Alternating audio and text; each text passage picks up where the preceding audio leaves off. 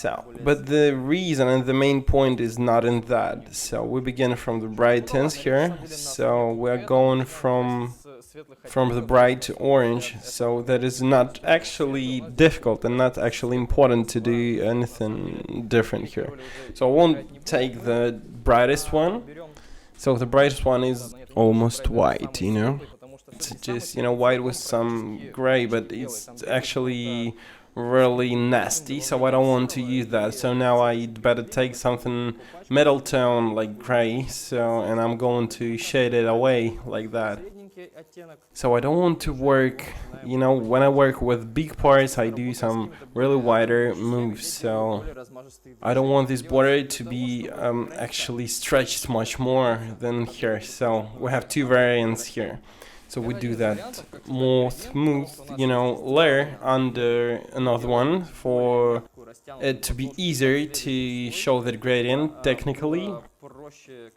Or we can just, you know, color it with those cut pieces here like I did here. So, but we need to do that with tints, not with technique. With these three colors here, when I do gray tints, I can take just tints that are pretty the same, like here and there. Yeah, these two, they're not actually identity, but for the skin they are pretty the same. So when I color them together, that is the same color, so I don't need that. But when it's really big gradient there, so you can just do that easily, not thinking much about how to do that carefully. So that's really easy to do that with these. So in certain sequence, when you know, you wash it out and it will look soft. So I changed my plan here a little. So if I'll do something more like, you know, skin tone here. But I really understand from this, you know, blurred gray going to blurred dark skin tone. So it goes like pretty dark skin tones. So here, that is a really tight piece, and that part that is not actually tight, so we can see those pixels and not everything here. It's really sharp, and so the main thing here that is really triggering me, so it look more reddish from the needle, because it's really injured. So with these moves, they're really more colored, because skin are just more red because of blood. So I do really want to mix them and do that, you know, to try to add something here, just in between of them. So I'll probably mix it with that one, and here I have some middle tone here. So that will be really enough to, you know, color that part here. So because I cannot actually take the same tint here and color it again, so we have only one chance, one attempt here. So we try to do that in one, you know, move for one attempt. So because it's really will be difficult to mix it pretty the same color. So it's pretty, you know, grayish purple color. So that's really cool gradient here. So I'll need to wash it out. So it's really smooth, as you can see, going from, so it's really red here, a little bit red because of blood, you know, because it's injured. So I cannot actually show you the result, but just believe me that it's really difficult to understand here where is begins gray and where is that skin tone. So I don't know how to call it, but we need to do something dark red from the skinnish tone.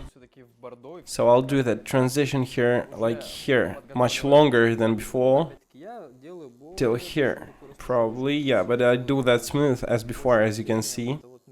So the main thing here, that is these blood splashes here, I cannot actually do that in one line, in one movement, because I really need to avoid every corner here. Do that really carefully. As you notice, when we do gradient, we actually need to color one layer on another one. So if we do that like that in one line, in one movement here,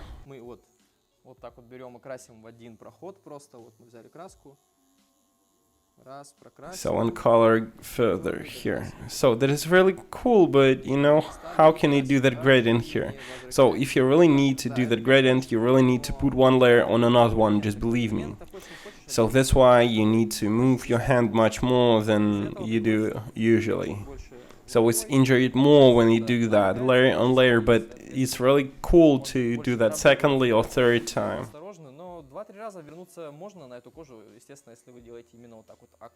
Further, what shall we do? So here is a moment when I cannot actually do with the previous colors, mix of colors, so now I'll try to... Red should really look cool here, but I'll try to do that softly, so... I'm not actually sure now, because I don't have some middle tone between these, between that red and purplish tone, you know. And I don't want to search for it, because it's really long. So here, a little part in here, so... I'll try to begin with red, and color it like that. So another moment here, I'll explain you. I won't actually touch red with the blood because it will be actually squeezed and destroyed. I don't need that. So I do all these things with red and don't touch the previous, you know, purple skinny tone. And I'll be coloring it over red one, so it's really easier to color bright tone over the dark one. So I'll show you. I won't actually be, you know, polite with Vita. So what will happen if we try to color that one on red one here? I'll try to do that here. I have enough skills to do that, so I'm not giving you any kind of advices to do that. So that is purple, that is red one. So I'll try to take the red and color it over purple. Maybe it will be better than on big one, but I'll show you, we'll try to look. How will it look? So it's still red because of blood, but I'll try to show you. So you can see, talking roughly, you know, you can actually see that, you know, really smooth transition here and here. So I need to, you know, flow it and stretch it, pull it much longer and much more, you know, so I injure the skin really a lot. So that's why I really need to avoid those red dots here. Now I'll show you the variant coloring red over the purple. I'm doing it, just bump it into purple one. Do it like here, like, you know, sharp and cut and maybe ripped.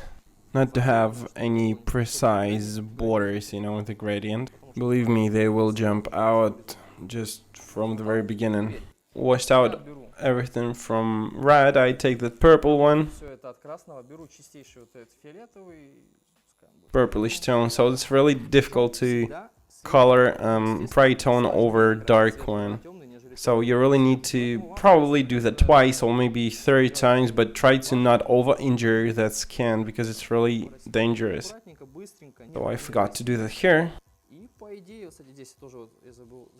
Actually, I like this variant much more because here, I don't know if you can see that with camera, but I can actually see here that real border and some pictures, some pixels there, so on this picture.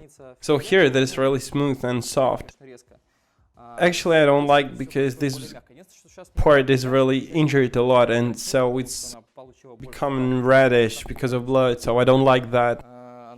Because that blood color will be in this gradient, so it seems to me that I actually did much more, you know, red that I should, but actually, yeah, that is dope. I like that. Okay, looks cool.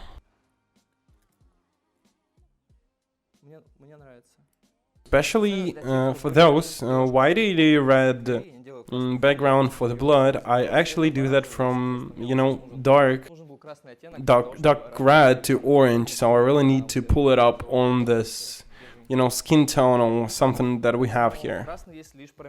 So red one that is really middle tone here. So I maybe added some and then pull orange over it.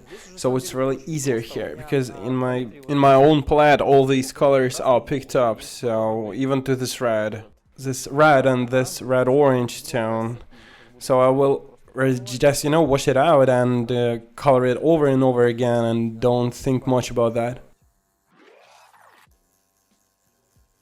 As you can see, I just take that reddish orange here. So they really look cool together, so you cannot actually see the difference and catch it. You just really need to do that really smooth, not to see those pixels here.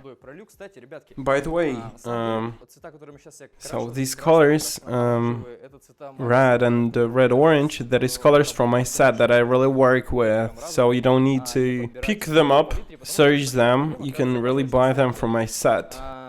So it really depends on people.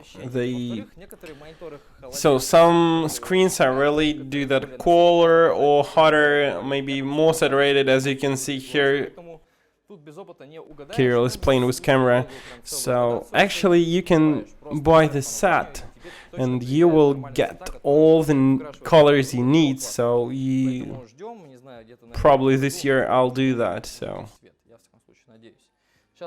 now we'll continue to color it with red orange and with orange then, and that's really easy.